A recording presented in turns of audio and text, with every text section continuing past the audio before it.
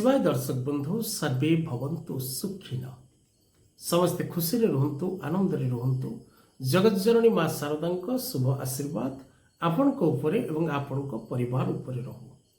दर्शक बंधु आज आम ए कार्यक्रम माध्यम आलोचना करवा विशेष करी जो मानकर मिथुन राशि मिथुन लग्न और नाम राशि मिथुन एवं विशेष करी जो मानकर मृगशिरा आद्रा और पुनर्वसु नक्षत्र मिथुन आपण राशि और नक्षत्र किपरि रहिबो वर्ष 2026 सेप्टेम्बर मास।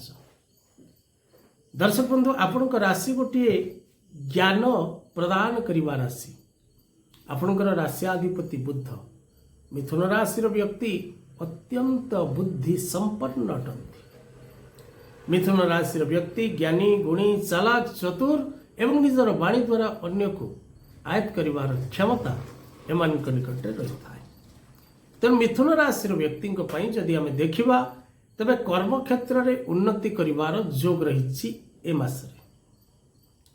कर्म क्षेत्र में आपण उन्नति करिवे कर्म क्षेत्र में आपण प्रगति करिवे कर्म क्षेत्र में आपण को पूर्ण सफलता प्राप्ति हम या निसंदेह प्रत्येक मिथुन राशि व्यक्ति मिथुन राशि व्यक्ति कौन शुभ कर्म रे सामिल हबार शुभ कर्म करिवार एवं शुभ कर्म रे भाग नबार जोग रही।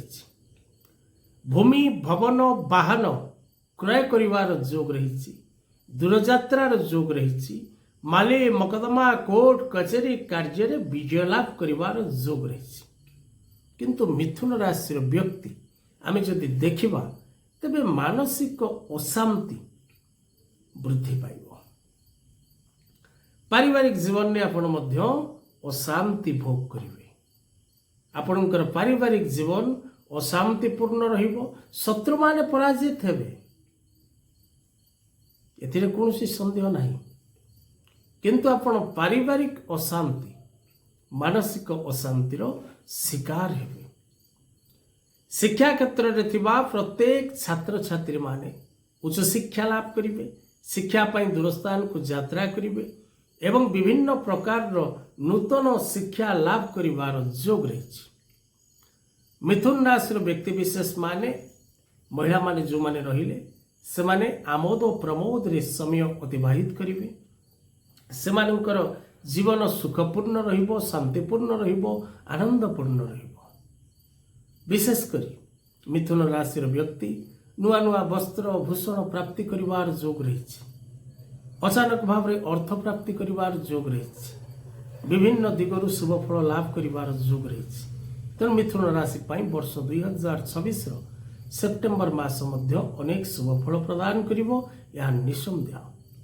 मासटी को सर्वोत्तम करिवा पई आपण जदि प्रत्येक दिन विष्णु सहस्र नाम पठन करंती बा गणपति आराधना करंती तबे निश्चित भाव शुभ फल लाभ करिवे।